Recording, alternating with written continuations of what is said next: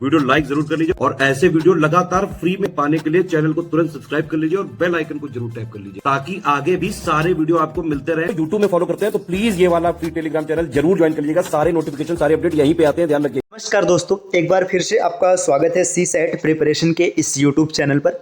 आज की इस वीडियो में हम लोग RO-ARO 2023 के लिए रीजनिंग के प्रैक्टिस सेट को हल करेंगे। देखिए, जैसा कि आपको पता है कि 11 फरवरी 2024 को आपका पेपर होने वाला है ना।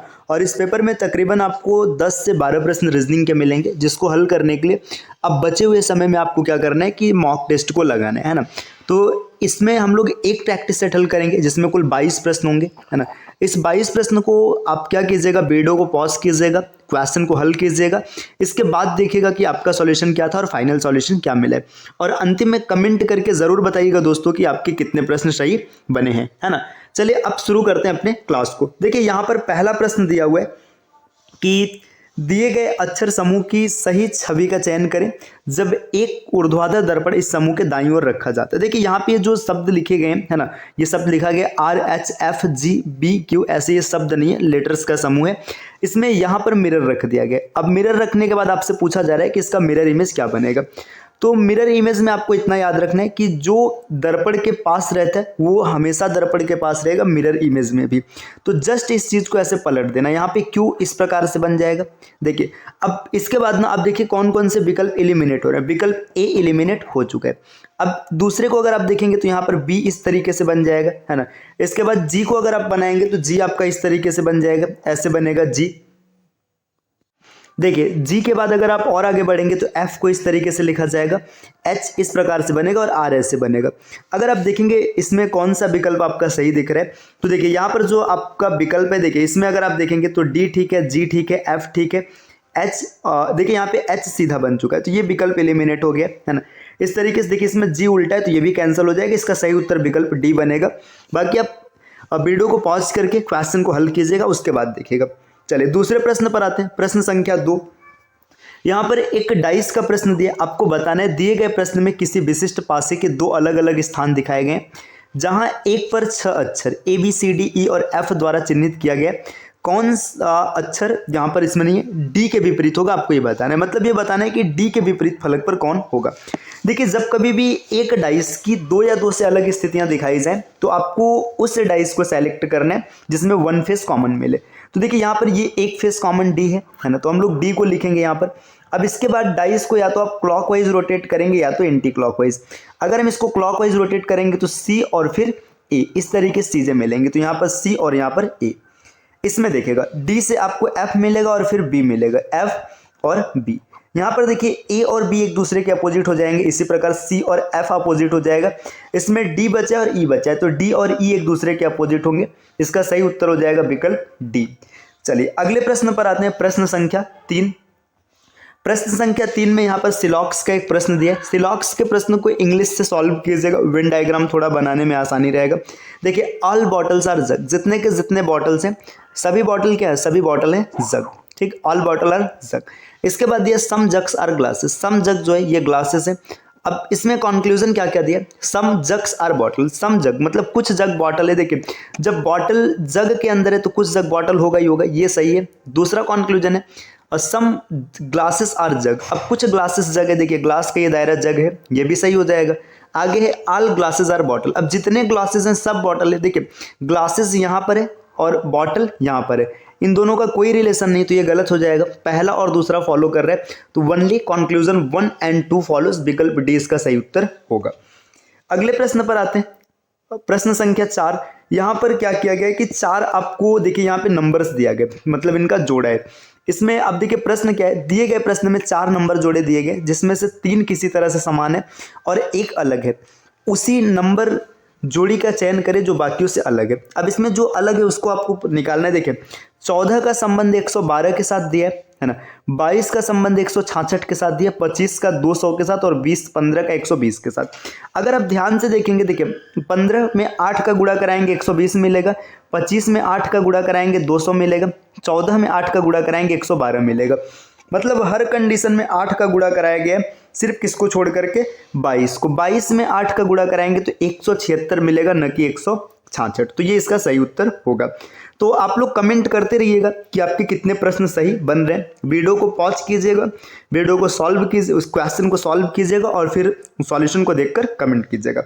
अगले प्रश्न पर आते हैं, प्रश्न संख्या 5 में यहाँ पर थोड़ा सा जूम कर लेते हैं। देखिए इसमें क्या दिए, उस विकल्प का चयन करें जो तीसरी अक्षर समूह से उसी तरह संबंधित है जैसे कि दूसरा अक्षर समूह पहले समूह से संबंधित है। TZS है ना, WCV। अब देखिए टी और ये समूह इस समूह से संबंधित है, तो आपको बताना है कि क्वेश्चन मार्क का मान क्या होगा। देखिए प्लेस वैल्यू लिखते हैं, टी की प्लेस वैल्यू है 20, यहाँ साइड में लिखते हैं है ना, जेड की है 26 और एस की प्लेस वैल्यू है कितनी 19। अब इसी तरीके से देखिए डब्ल्यू का 23 हो जाएगा, सी का हो जाएगा 3 और वी का हो जाएगा, यहाँ पर प्लेस वैल्यू लिखना है, डब्ल्यू का हो जाएगा 23 है ना, डब्ल्यू का 23 हो जाएगा, सी का 3 हो जाएगा और वी का हो जाएगा 22। देखिए पैटर्न क्या चल रहा है, इसमें +3 किया गया, यहाँ पर भी +3 किया गया और यहाँ पर भी +3 किया गया, तो +3 का पैटर्न चल रहा है। के की प्लेस वैल्यू होती है कितनी 11 में 3 जोड़ेंगे तो 14 मिलेगा, मतलब पहले एन आएगा। क्यू की प्लेस वैल्यू होती है 17 में 3 जोड़ेंगे 20 मिलेगा, मतलब यहाँ पर टी आएगा। और पी की प्लेस वैल्यू होती है 16 में 3 जोड़ेंगे 19, मतलब एस आएगा। तो NTS विकल्प ए इसका सही उत्तर होगा। नेक्स्ट अगले प्रश्न पर आते हैं, प्रश्न संख्या 6। अब प्रश्न संख्या 6 में क्या दिए कि दिए गए विकल्प में 4 शब्द दिए गए जिसमें से 3 किसी तरह से समान है और एक अलग है, विषम शब्द का चयन करना है। देखिए यहाँ पर शब्द क्या है, युआन, ओस्लो, डॉलर, दिनार। अब देखिए अगर आपको याद होगा तो ओस्लो जो होता है, ओस्लो ये नॉर्वे की राजधानी है, ये नॉर्वे की राजधानी है ना, नॉर्वे की राजधानी है। इसके अतिरिक्त युआन ये राजधानी नहीं है, ये मुद्रा है ना, डॉलर ये भी मुद्रा है और दिनार ये भी मुद्रा है। तो आपको इसमें कमेंट करना है कि युआन किस देश की मुद्रा है, आप इसको कमेंट करके बताइएगा। अगले प्रश्न पर आते हैं, प्रश्न संख्या 7 में दिया है उस वेन आरेख का चयन करें जो निम्नलिखित शब्दों के बीच के संबंधों का सबसे अच्छा प्रतिनिधित्व करता है। देखिए स्नातक का मतलब है ग्रेजुएट, स्नातकोत्तर मतलब पोस्ट ग्रेजुएट, और यहाँ पे सिस्टर्स मतलब बहन मतलब सिस्टर्स। तो आपको बताना है कि कौन सा वेन आरेख इसका सही प्रतिनिधित्व करेगा। अब एक चीज समझिए, जितने भी पोस्ट ग्रेजुएट हैं, अगर आपको पोस्ट ग्रेजुएट होना है तो पोस्ट ग्रेजुएट होने से पहले आपको ग्रेजुएट होना पड़ेगा, मतलब सभी ग्रेजुएट आएंगे पोस्ट ग्रेजुएट के दायरे में। ठीक, तो देखिए जिसमें ये समूह मिलेगा वही सही होगा। तो विकल्प बी और सी ये कभी उत्तर नहीं बन सकता, या तो ए सही होगा या तो डी सही होगा। अब देखिए सिस्टर्स की बात करते हैं। अब सिस्टर्स हो सकता है कि कुछ सिस्टर्स ग्रेजुएशन की हो, है ना, हो सकता है कुछ सिस्टर्स मतलब पोस्ट ग्रेजुएट हो। तो अगर हम इस दायरे तक पहुंच जाते हैं, यहाँ तक पहुंच जाते हैं, मतलब देखिए कुछ सिस्टर ग्रेजुएट होंगी क्योंकि पोस्ट ग्रेजुएट है तो 100% ग्रेजुएट होंगी, और हो सकता है कि कुछ ग्रेजुएट ना हो, कुछ नहीं पोस्ट ग्रेजुएट हो। तो इसका सबसे सही जो कंक्लूजन मिलेगा, हमें सबसे सही उत्तर मिलेगा विकल्प डी इसका सही उत्तर होगा। विकल्प डी इसका सबसे सटीक यहाँ पे प्रतिनिधित्व करता है। अब आप बोलेंगे कि ए भी हो सकता है, तो देखिए यहाँ पे आपने पहले ही मान लिया कि जो ग्रेजुएट होगा मतलब जो पोस्ट ग्रेजुएट होगा वो ऑलरेडी ग्रेजुएट होकर ही वहां तक पहुंचेगा, तो इसलिए बी इसका डी सही उत्तर बनेगा। प्रश्न संख्या 8 पर आते हैं। यहाँ पर देखिए आपको क्या करना है, एक विकल्प मतलब यहाँ पे एशिया और चीन ये आपस में संबंधित है, तो आपको बताना है कि इन विकल्पों में से कौन सा विकल्प एशिया और चीन के समान संबंधित होगा। देखिए एशिया महाद्वीप है, इसके अंदर एक देश है चीन, तो एशिया के अंदर अंटार्कटिका नहीं है ना, अफ्रीका महाद्वीप ये अलग नहीं हो जाएगा, थाईलैंड बैंकॉक ऐसा भी नहीं है, तो एशिया मलेशिया इसका सही उत्तर विकल्प डी होगा, है ना। वीडियो को आप पॉज करके सॉल्व करते रहिएगा और साथ में कमेंट करके बताते चलेगा कि आपके कितने प्रश्न सही बन रहे हैं। प्रश्न संख्या 9 पर आते हैं। 9 में क्या दिया, x y से 5 वर्ष बड़ा है। जो x है ना ये y से 5 वर्ष बड़ा है, यहाँ पर x है यहाँ पर y है, y जितने भी साल का होगा। अब इसके बाद क्या है ना कि x उससे 5 साल बड़ा है, इतनी चीज क्लियर हो गई है ना। अब आगे क्या बोला जा रहा है कि x और y की वर्तमान आयु का कुल योगफल 33 है। मतलब समझिए x प्लस y को अगर हम देखेंगे तो यहाँ पे हमको 33 वर्ष मिलेगा। ठीक, तो 7 वर्ष बाद y की आयु क्या होगी, देखिए समझिएगा, यहाँ पर x बड़ा था, मतलब अगर इसमें से हम 5 माइनस कर देते हैं ना तो यहाँ पर ये जो y हो ये दोनों y बन जाएंगे। कैसे बन जाएंगे, देखिए ये y है, x इससे 5 साल बड़ा है, हमने 5 को इधर भेज दिया तो ये y बन गया, तो 2y बराबर आपको मिल गया 28 साल। y की प्रेजेंट एज जो है ये 14 साल हो जाएगी। तो 7 साल बाद कितना हो जाएगा, अभी 14 साल का है तो 7 साल बाद 21 साल का हो जाएगा। विकल्प इसका सही उत्तर हो जाएगा। प्रश्न अगले पर आते हैं, प्रश्न संख्या 10। दिए गए चित्र में कितने त्रिभुज हैं आपको बताना है। बहुत ही आसान सा क्वेश्चन है। देखिए सबसे पहले आप इस खंड को देखिएगा, इस खंड में यहाँ तक अगर आप देखेंगे तो आपको मिलेगा 3 त्रिभुज, 3 मिला। इसके बाद देखिएगा इस जोन को आप देखिएगा, इस खंड को देखना। देखिए अगर इस खंड को देखेंगे तो यहाँ पर एक बड़ा वाला त्रिभुज ये रहा 4 और एक त्रिभुज ये रहा 4 और 1 5 हो चुका है। इसके बाद और त्रिभुज क्या है एक्स्ट्रा, देखिए एक त्रिभुज यहाँ पर ये 6 हो गया और इसके बाद एक ये पूरा बड़ा वाला त्रिभुज, ये हो गया त्रिभुज संख्या 7। तो इस आकृति में कुल 7 त्रिभुज हैं, विकल्प डी इसका सही उत्तर बनेगा। ठीक, चलिए आते हैं अगले स्लाइड पर, देखते हैं अगला प्रश्न क्या है। देखिए यहाँ पर दिया है नेक्स्ट अगला प्रश्न है ना, उस विकल्प का चयन करें जिसमें दिए गए नंबर आपस में उसी तरीके से संबंधित है जैसे कि प्रश्न में दिए गए नंबर एक दूसरे से संबंधित है।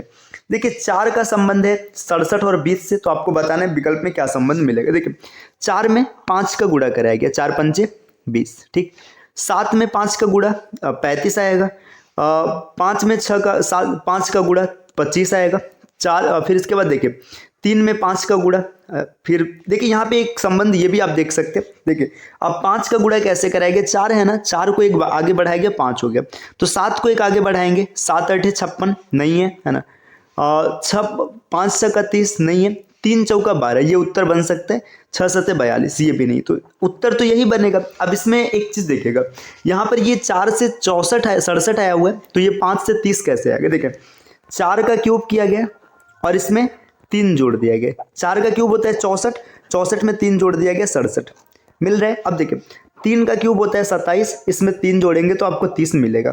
रिलेशन आपको पता चल गया, क्यूब करके 3 जोड़ा गया, क्यूब करके 3 जोड़ा गया, फिर 4 से गुणा कर, मतलब एक आगे बढ़ा के गुणा कराया गया, एक आगे बढ़ाकर गुणा कराया गया, विकल्प सी इसका सही उत्तर होगा।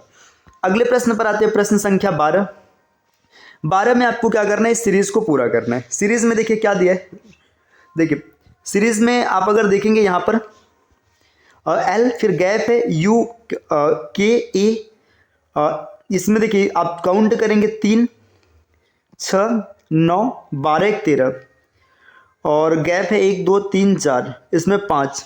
देखिए एक चीज़ ध्यान दीजिएगा, इस क्वेश्चन में थोड़ी सी त्रुटि है। त्रुटि क्या है समझिएगा, यहाँ पर अगर आप देखेंगे ना, देखिए इसमें यहाँ पे कुल 1 2 देखिए 1 2 3 4 5 6 7 8 9 लेटर्स दिए है ना।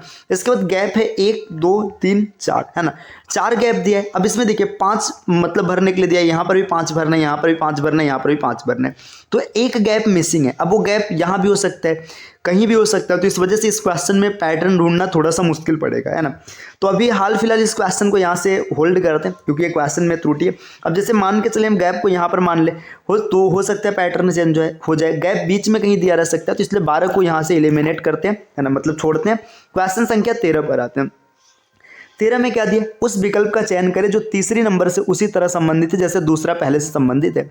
11 का संबंध 143 से, आपको बताना है कि 23 का संबंध किस संख्या से होगा। देखिए 11 का संबंध 143 से किस प्रकार से हो सकता है, इसके बारे में सोचते हैं। देखिए 11 में यहाँ पे मल्टीप्लाई अगर हम लोग करा दें 13 का है ना, देखिए 11 में 13 का गुणा कराएंगे तो 143 मिल जाएगा। ठीक, इसके बाद अगर 23 में 13 का गुणा कराएंगे तो विकल्प नहीं मिलेगा। अब यहाँ पर देखिए 11 में 13 का गुणा कराएंगे तो क्या तरीका चल सकता है, जितने उत्तर दिख रहे हैं देखिए ये 23 का स्क्वायर होता है, ये तो नहीं चलेगा, एलिमिनेट हो जाएगा क्योंकि यहाँ पे स्क्वायर का कोई लॉजिक नहीं है ना।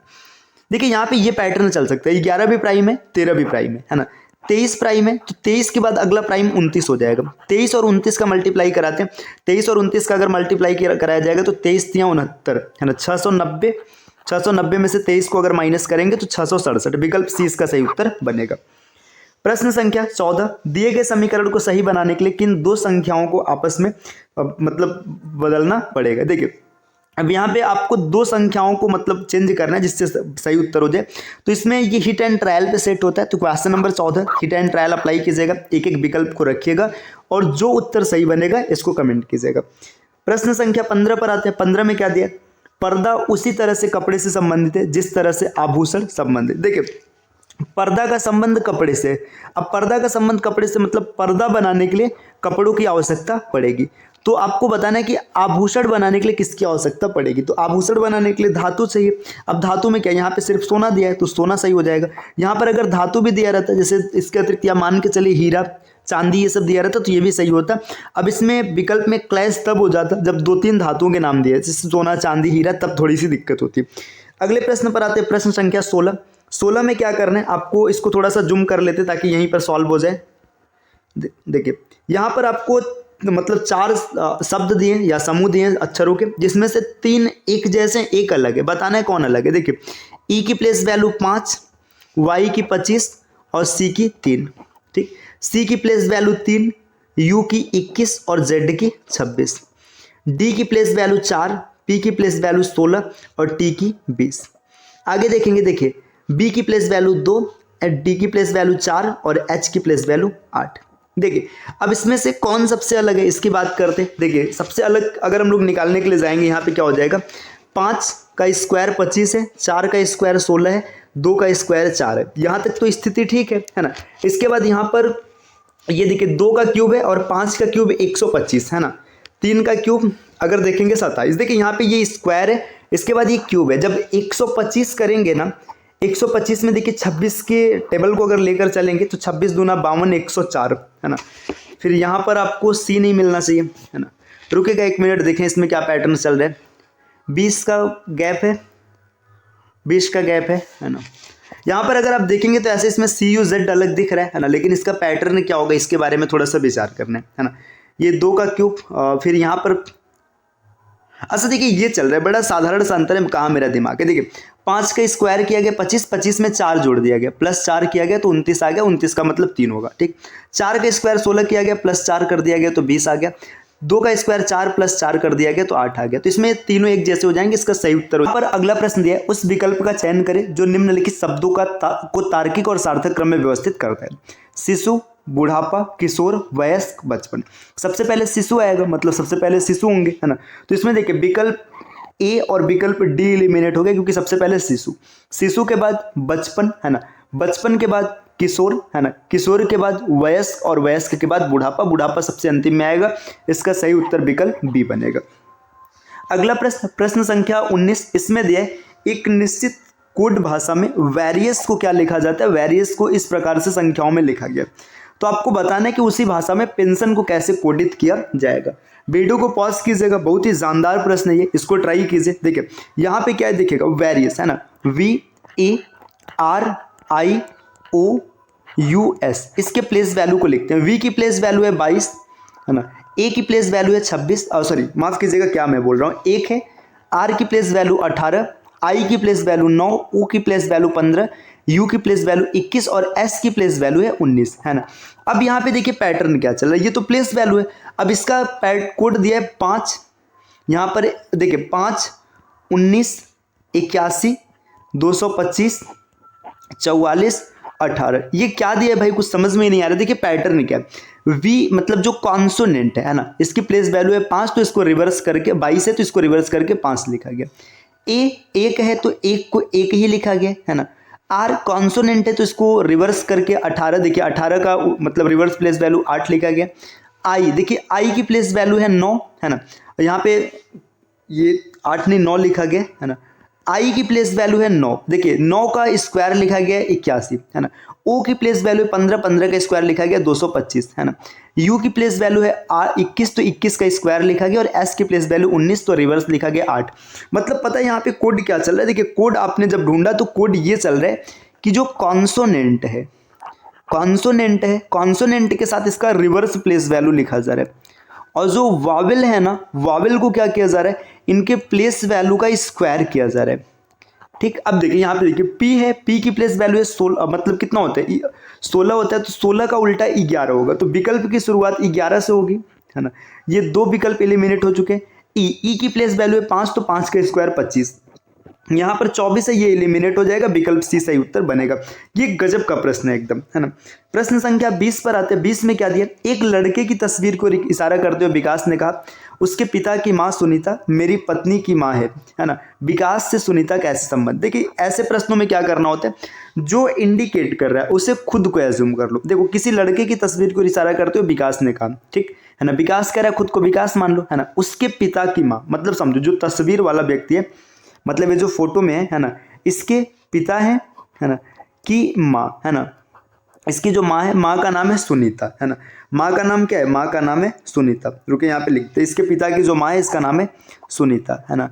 मेरी पत्नी की माँ है, मेरी पत्नी की माँ है मतलब समझ रहे, देखिए इसकी माँ है तो मतलब ये क्या हो जाएगा, ये इसकी बहन हो जाएगी और आप इसके पति हो गए, है ना। पत्नी की माँ है तो विकास सुनीता से कैसे संबंधित है, देखिए यहाँ पे विकास से सुनीता कैसे संबंधित है, तो सुनीता इसकी सास हो जाएगी, विकल्प ए इसका सही उत्तर बन जाएगा। अगले प्रश्न पर आते हैं, प्रश्न संख्या 21। 21 में क्या दिया, 114, 121, 138, 175, 242। इसमें आपको डिफरेंस पहले निकालना है। चलिए इसको थोड़ा सा जूम करके डिफरेंस निकालते हैं। देखिए डिफरेंस कैसा चल रहा है यहाँ पर, देखिए 7 का अंतर है, ये अंतर 17 का है, फिर अंतर हो गया है कितने का, 37 का, और यहाँ पर अंतर जो हो गया ये हो गया 7 और 6, 67 का हो गया। देखिए यहाँ पे 10 का गैप है, 20 का गैप है, 30 का गैप है, तो आगे 40 का गैप हो जाएगा। 40 का जब गैप आप यहाँ पर रखेंगे ना तो ये मिलेगा 107, और 107 को इसमें जोड़ते ही आपको मिलेगा 349, विकल्प ए। अगले प्रश्न पर आते हैं, प्रश्न संख्या 22। 22 में क्या दिया, उस विकल्प का चयन करें जिसमें दिए गए नंबर उसी तरह का संबंधित है जैसे प्रश्न में दिया गया नंबर एक दूसरे से संबंधित है। 16 का संबंध 88 से और इसके बाद 296 से। देखिए समझिएगा, 16 में किसका गुणा कराया गया, 5.5 का, 16 × 25 80 8 88, है ना। तो देख लीजिए पैटर्न कहाँ चल रहा है। 14 में 5.5 का गुणा कराएंगे, अभी ये होल्ड कर रहा है, ये भी होल्ड कर रहा है, ये यहाँ से एलिमिनेट हो गया और ये भी होल्ड कर रहा है, ठीक। आगे देखिएगा 88 में गुणा कराया गया 3 का। 88 में अगर आप 3 का गुणा कराएंगे, है ना, तो 3 का गुणा कराने पर या 4 का कराए थे, 8 × 24, 3 का कराते। देखिए 3 का गुणा कराएंगे तो 8 × 24, 2 हासिल, 8 × 24 25 26, और इसी में क्या किया गया, 16 का डबल 32 को जोड़ दिया गया। तो अब आगे देखिएगा, है ना, इसमें अब आपको ये देखना है कि 3 से गुणा करा के उसका डबल जोड़ना है। देखिए 3 से गुणा कराएंगे तो 7 × 21, ये एलिमिनेट हो जाएगा, 12 × 36, ये भी देखिए यहाँ पे देखते 3 से गुणा कराते 66, है ना, 66 × 3, है ना। 3 से गुणा कराएंगे तो 6 × 18, इसके बाद 6 × 18 19, 198 में 24 जोड़ेंगे तो 222, ये इसका उत्तर बनेगा, विकल्प बी। अगले प्रश्न पर आते हैं। देखिए ये आज का लास्ट प्रश्न रहा। तो आज की इस वीडियो में हम लोगों ने लगभग 21-22 क्वेश्चन को डिस्कस किया, है ना। तो इस प्रकार के वीडियोस आपको लगातार मिलते रहेंगे। बस इसके लिए आपको सी सेट प्रिपरेशन के इस चैनल को सब्सक्राइब करना है। साथ में आरओ एआरओ एग्जाम की अगर आप बेहतर तैयारी करना चाहते हैं तो अभी भी आपके पास मौका है। आप study for civil services team के पेड कोर्सेज को फॉलो कीजिएगा। बचे हुए जितने भी दिन बचे हैं, है ना, तकरीबन 20 दिन के आसपास, 18-20 दिन, आप अगर सही से पढ़ाई करते हैं तब भी अभी भी आप कट ऑफ को आराम से क्लियर कर सकते हैं। मिलते हैं नेक्स्ट वीडियो में कुछ नए इन्फॉर्मेशन के साथ। तब तक के लिए take care, bye bye and thank you.